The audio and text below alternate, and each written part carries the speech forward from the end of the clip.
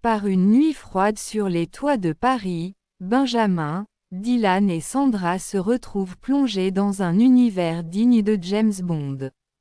Le MI6 a repéré une organisation secrète qui s'infiltre en France, et l'agent 007 en personne, James Bond, les approche dans un bar discret près de l'Opéra. Bond, élégant dans son smoking, leur explique que la menace se nomme Phoenix International, un réseau qui développe une technologie d'armement nucléaire cachée dans un satellite. Sandra, curieuse mais méfiante, demande « Pourquoi nous ?»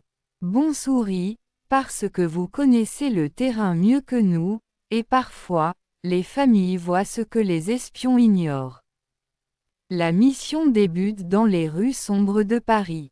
Dylan conduit une voiture volée à toute vitesse sur les quais de Seine, tandis que Bond leur fournit des gadgets, une montre laser, des lunettes thermiques et un micro-explosif miniature. Benjamin, impressionné, s'exclame « Wesh, c'est pas un film, là. On va vraiment exploser des satellites. » Bond, impassible, exactement. Leur première infiltration a lieu dans un entrepôt désaffecté à Saint-Denis. À l'intérieur, des caisses de munitions, des serveurs cryptés et un prototype d'arme.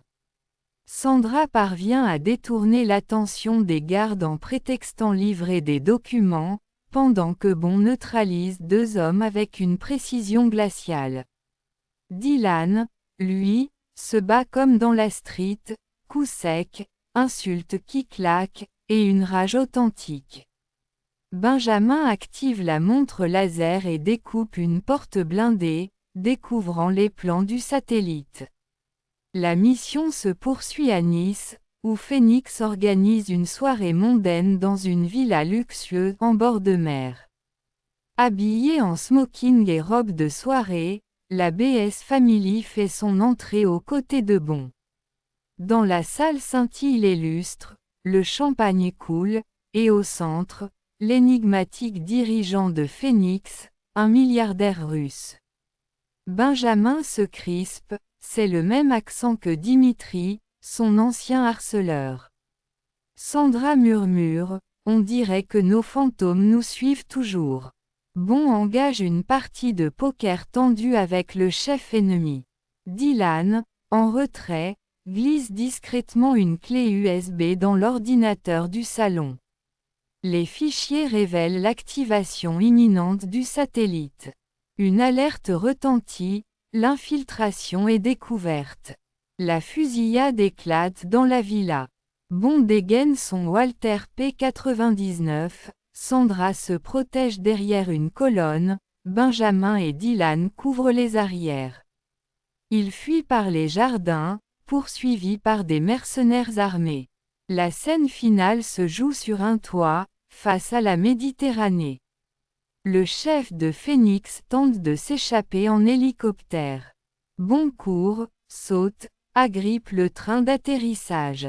Benjamin, refusant de rester spectateur, hurle « Sandra, Dylan, je viens avec vous » et bondit à son tour, aidé par Bond. Ensemble, ils neutralisent l'appareil. Dylan arrache le pilote de son siège, et Bond parachève la mission en lançant un missile guidé depuis sa montre, détruisant le satellite avant qu'il ne se verrouille sur Paris. Dans le silence du petit matin, l'hélicoptère amérit au large.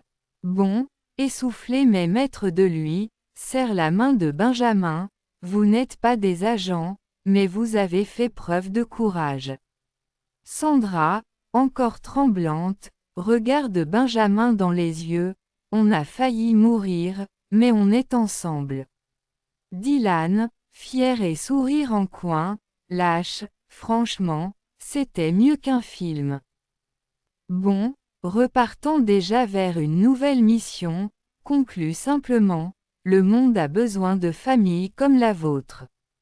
Des familles qui n'abandonnent jamais. » Et la BS Family, désormais marquée par l'ombre de 007, rentrent à Sevran avec une certitude, leur histoire dépasse désormais les frontières, et même James Bond les considère comme des alliés.